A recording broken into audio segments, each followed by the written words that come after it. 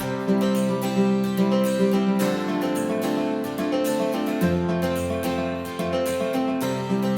right, welcome back to the Trauma Therapist Podcast. My name is Guy McPherson.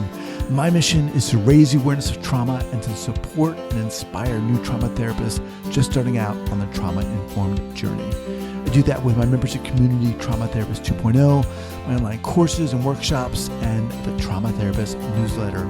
If you're a therapist of any kind and you work with individuals who've been impacted by trauma, I invite you to head on over to my website at thetraumatherapistproject.com. That's thetraumatherapistproject.com. All right, let's get started.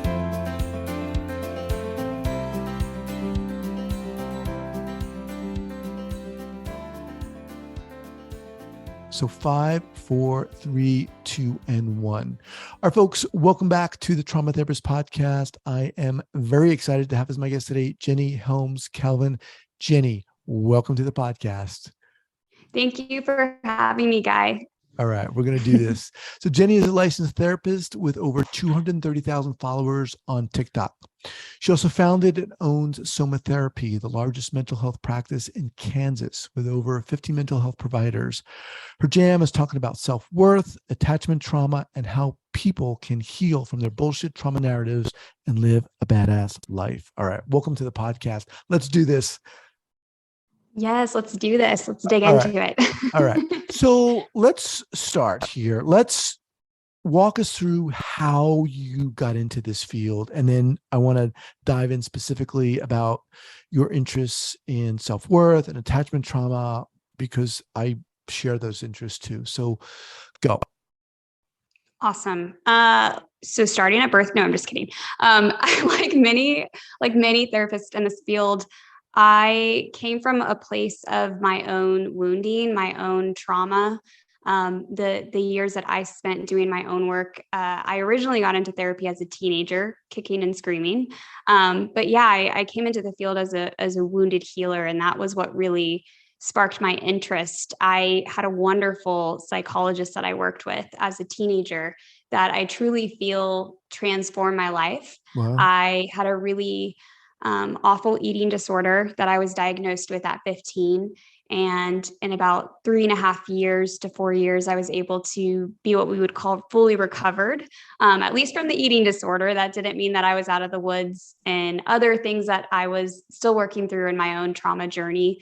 But it was really powerful for me. And I remember being fascinated by the things I was learning, and it just opening this whole world of opportunity. And so with my natural curiosity and love of learning about humans and therapy itself, I was kind of a weirdo, and even going into college knew that I wanted to be a therapist. Like that was something that I wanted from a really, I guess, a younger age than I think most of the therapists I know. Mm-hmm. And that's what sparked the journey to being where I am today. So how old were you? You said a teenager. How old were you when you started therapy? So I started therapy in middle school initially. I wouldn't say that it was very helpful for me at the time, and not necessarily because of the therapist, but because I was in a space I wasn't really willing or ready to do the work. I would come in and be the teenager that didn't want to talk about anything, and kind of thought therapy was a joke. In fact, I have said the exact words of, I think that therapists are, the only thing that's smart about therapists is that they've tricked people into giving them money to just sit around all day and talk to them. So I have said those exact words. And now obviously I'm a big believer. And I remember thinking that therapy was just really silly until I finally, I guess, kicking and screaming was able to do the work at some point, and had made some breakthroughs with the therapist that I kind of attribute to, again, getting me interested in this field in the first place. So you spoke highly of that therapist. What was it about that therapist that really got you, inspired you? I know I know it's kind of interesting. I felt like it was the first therapist that, she was not a BSer. She would tell me what was up, and she wasn't scared of me.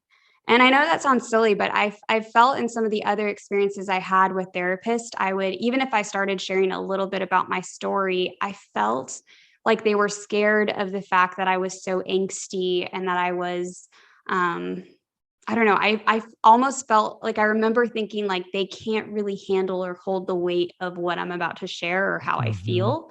So might as Mm-hmm. well not even try. Right. And with this therapist, something about her made me feel like she almost fired me my first session.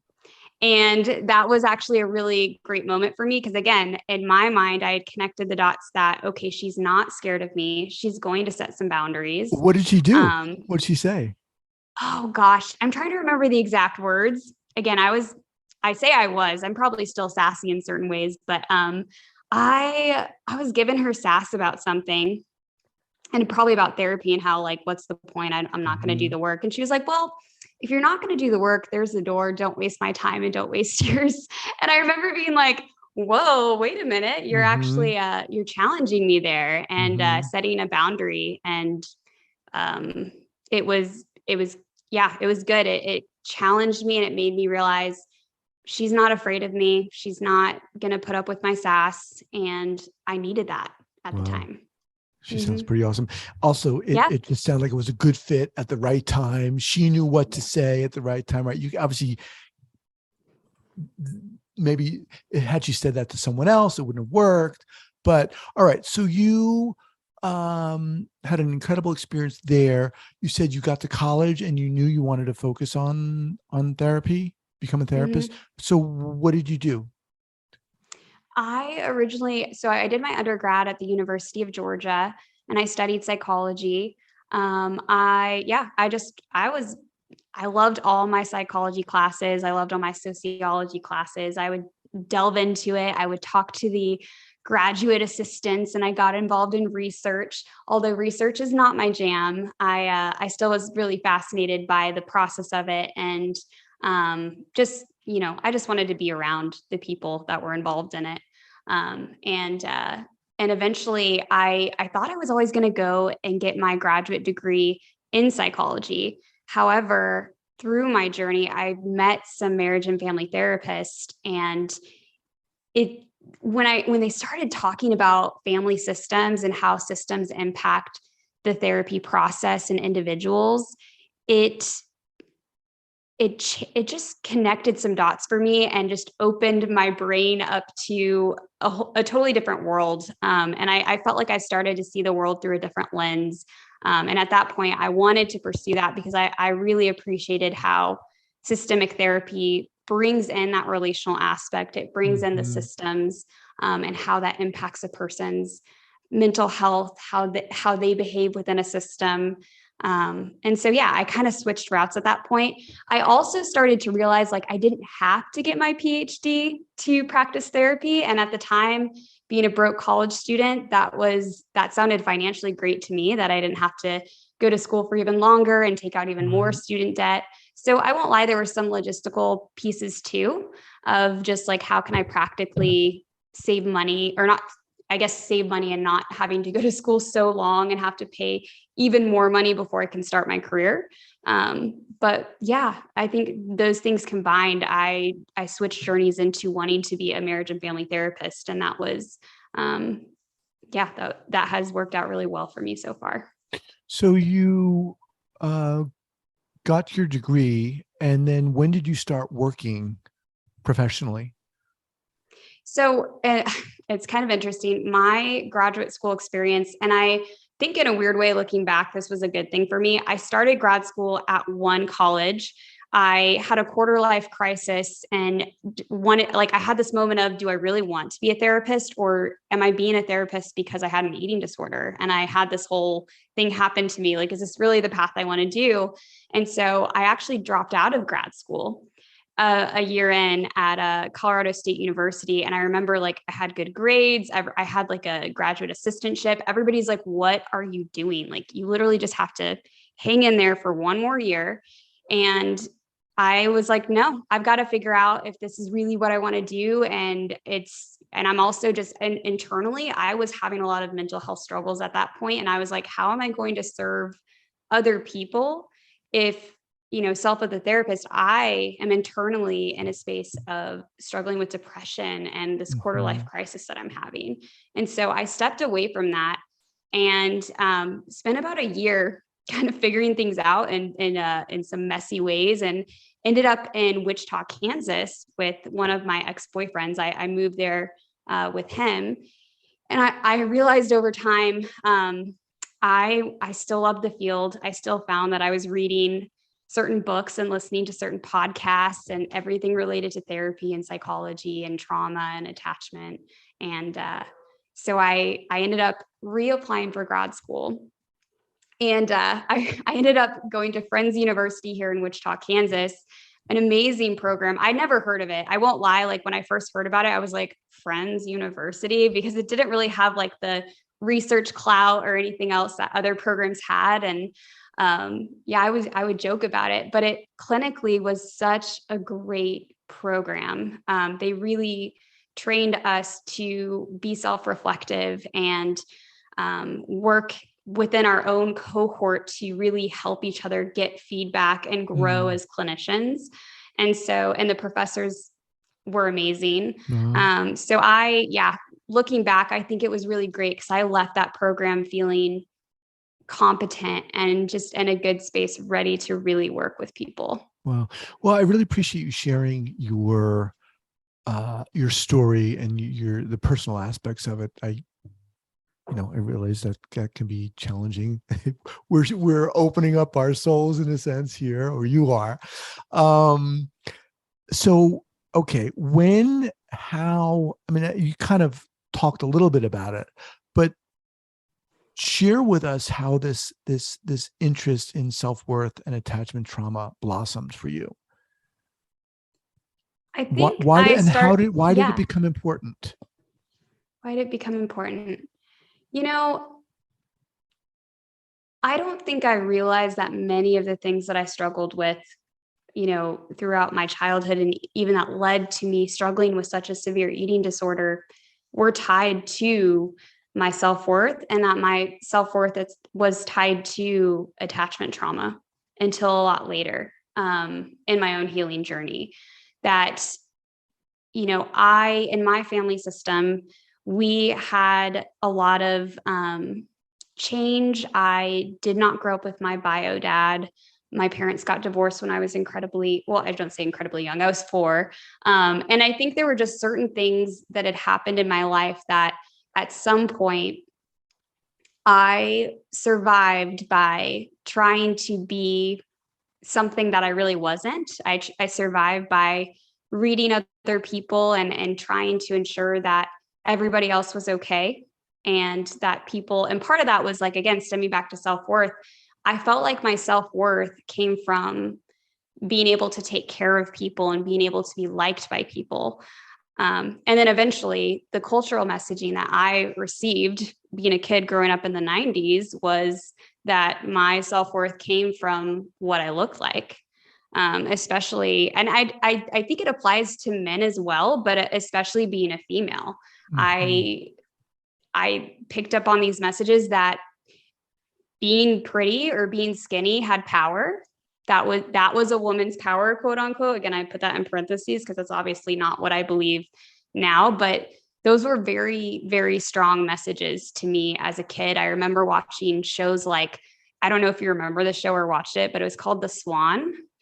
And people would literally go on it and they would give them like 8 different plastic surgeries and put makeup on them and have them come out. And it was like, look how much better their life is now. I think I do. It was just a horrible messaging of right. This is how to make yourself happy. Yeah. So those were different pieces, I think, that started that journey where I started to realize in my journey, and then even being in the school of hard knocks, which I say that in respect to the fact that in my journey of healing, I was hospitalized 3 different times and just spent a lot of time with other people that had also struggled with severe eating disorders.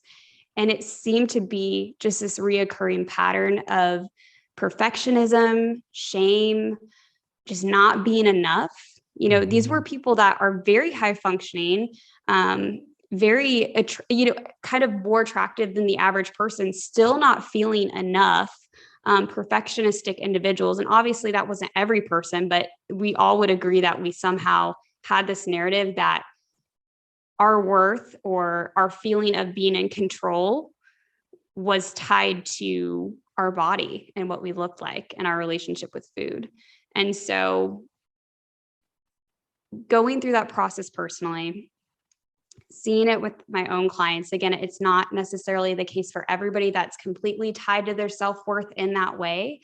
But usually when you get down to the issues of even over control, it comes down to this narrative of me being messy and me being out of control is not safe, is not okay for X, Y, and Z. And often it stems from a place of, I have to have it together enough, or I have to have control over something, because if I don't, what does that mean about my own safety and my own identity? So I think that's kind of this roundabout way of there's so many different pieces that lead back to it. But when we think about our healing journey and trauma, I think that the thing that is at its center is how we've lost a safe, good, solid relationship with ourselves and what that means. And yeah, I guess I'll stop there for now. Yeah, well, I really appreciate what you're saying. And I think that just the way you're articulating it is really resonating, certainly with me, and I know with a lot of our listeners. So how did you get to the point where you created somatherapy, which is, you founded somatherapy? It's now the largest mental health practice in Kansas, which is really friggin' impressive. How did you get to the point where you said, I want to do this? So it's interesting how going through my own journey, and again, I'm still, none of us ever arrive necessarily, but I think Soma was part of that journey, because I originally was going to start it with two other people. And on the night of us signing the contract, one of them had left prior to that, and I kind of knew they weren't going to be involved. But on the night of us signing our contracts, the other one or basically said, "Hey, I'm out." And I had one of those dark nights of the soul where I was like, "Oh, am I going to do this?" And I was like a total mess on my couch. Like, what am I going to do? And my now husband at the time was just like, "I don't even know what to do with you, because you're just a crying puddle on the couch right now." He's like, "I'm going to come back when you're ready, but I love you. And we'll figure this out." And by the morning, I just somehow there was a sense of clarity of, I just want to give it a shot. I just sink or swim. I want to give it a year. I am fortunate enough to have this space in my life that I don't have kids. I have the time and energy to give to this, even if I don't have all the money and resources to give to it.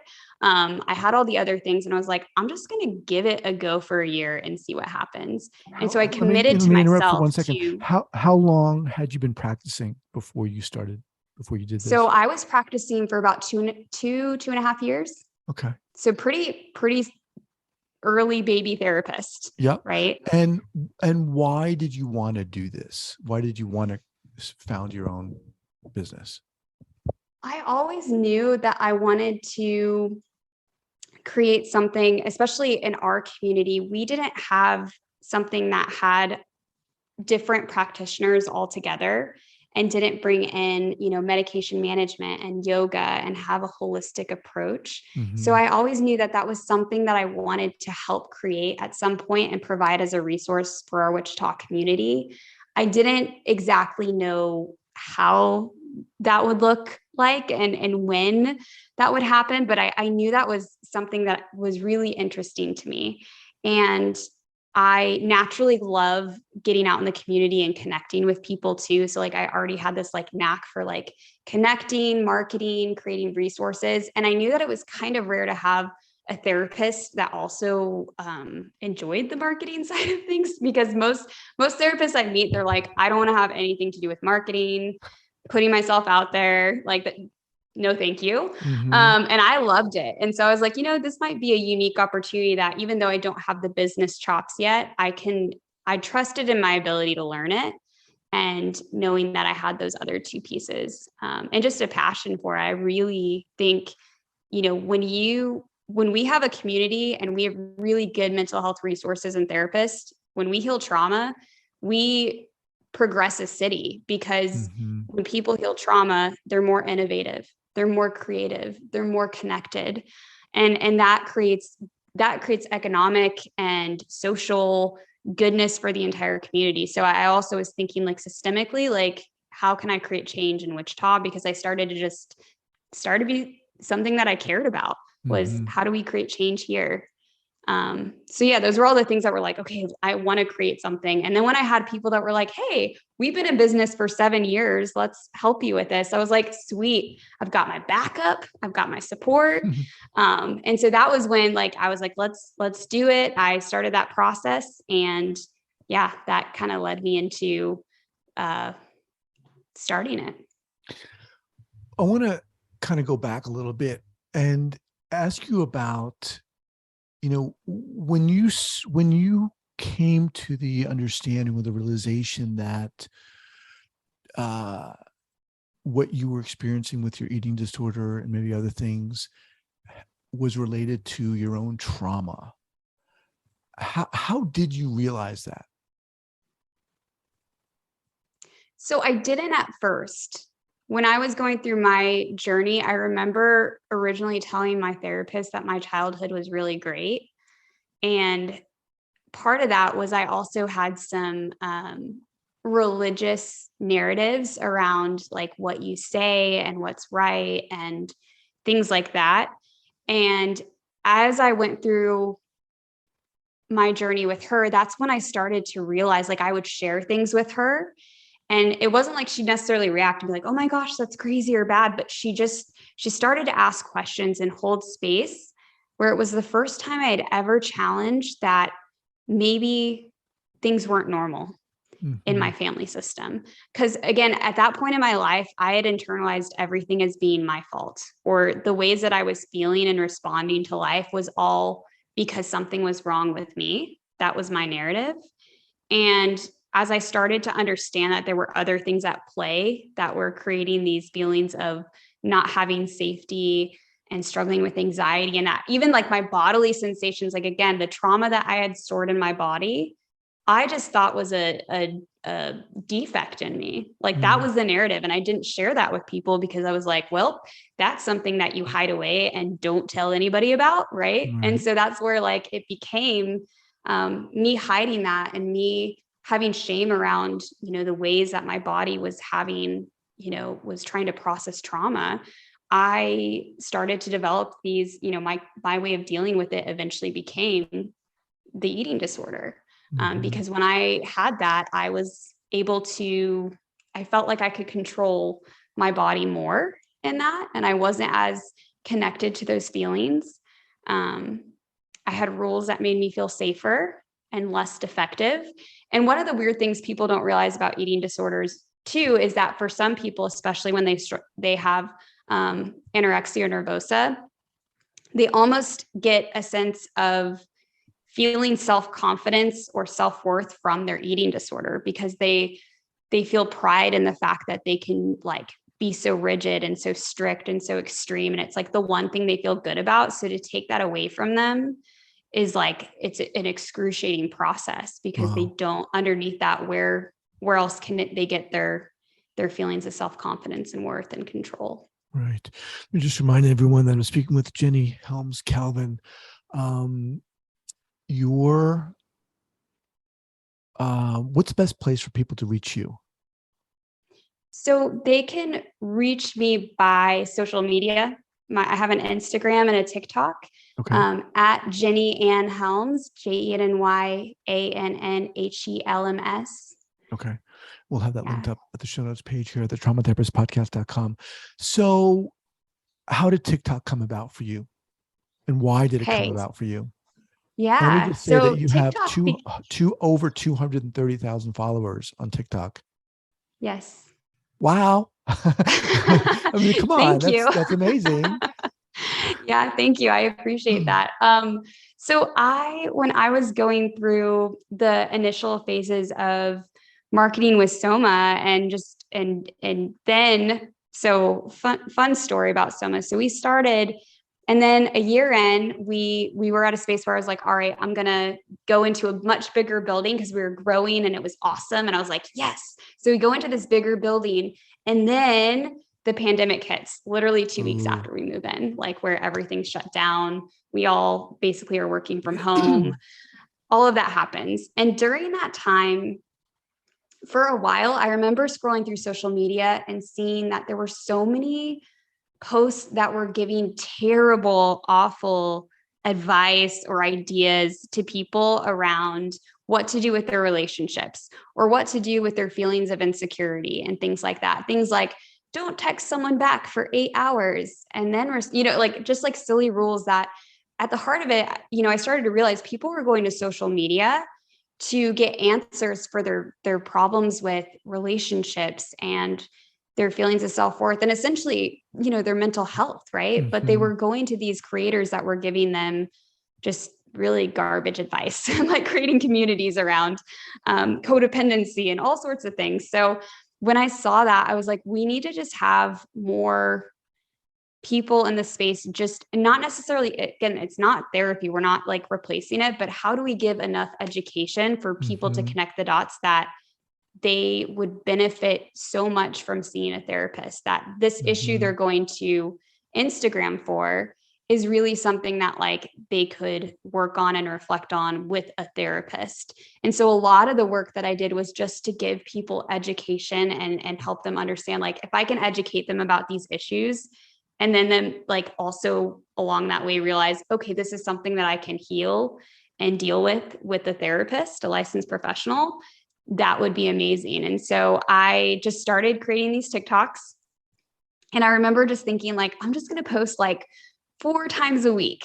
And I'm just going to keep that going for a year. And again, I don't know why, but in my brain, I'm like, if I just do something for a year, see what happens, cool. And so within a year, I had over 100,000 followers. Just by posting every day. I mean, if you look at my earlier TikToks, they're terrible, but I just kept going and just like, and how like, long okay, are what's the TikToks? resonating? How long? Most of them are about 30 seconds. So super short. Yeah. And yeah. What if you can, well, give us an idea of something you share specifically. If you can remember a particular one that you've shared recently, what have you done?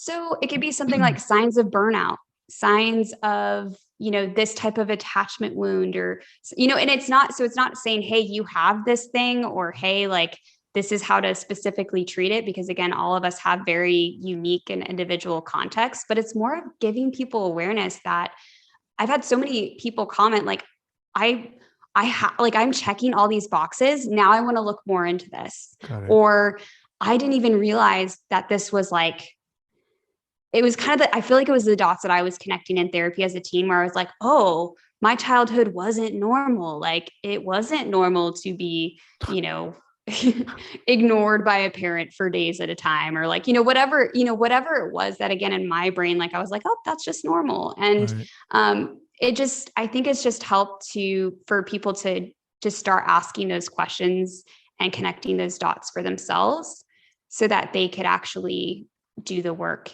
in therapy, hopefully. I mean, that's what I try to get people to do, but obviously it's their life and their journey. So, well, obviously you're striking a huge nerve. As we kind of wind down here, Jenny, what do you think? I mean, obviously you're super passionate and you're super smart and you're super savvy, and you're an incredible connector. What do you feel what's driving you, first of all? That's the first question in all of this. What drives me? I want to be thoughtful and give as honest of a reason as I can, because I think some of it comes from a genuine value and place of passion. I'm sure some of it also comes just still from parts of myself that I'm still healing, right? Like still, because I think it's honest for us to say that, like, or at least for me to say that, while I think the heart of what I do and the energy of what I do is good, I still have to be really good about checking in with myself and saying, is this also still from a place of trying to prove my self-worth, right? That is something I'm going to have to constantly check in with myself about. And so I've really tried to be thoughtful in this journey of like making sure that despite whatever outcomes, I'm just still putting myself out there and being vulnerable from a good space of not needing anything necessarily from it. And also honoring my work-life balance. Like my first year doing things, that was terrible. I had terrible work-life balance. But now that I'm about 3-4 years into it, I take my weekends off completely. Like I shut things down. I honor things in ways that like I didn't originally, but it took me time to really catch that and honor that and realize like it's okay to not always quote unquote be hustling and doing things. So it definitely comes from a place of wanting to give back in the ways that I was given to, and probably still a little bit from my own trauma. I'm still healing on this journey. Awesome. Well, Jenny, I'd love to have you back. I think you have an incredible way of articulating your process and how it is important, because I really do think what you're saying is important. And I loved what you said about the importance of healing trauma and its impact on the system, right, in which we live. Thank you so much for being here. Thank you. And like I said, love to have you back at a later time, and we can continue the discussion. Awesome. That sounds great, Guy. Thank you for having me. All right, Jenny, take care.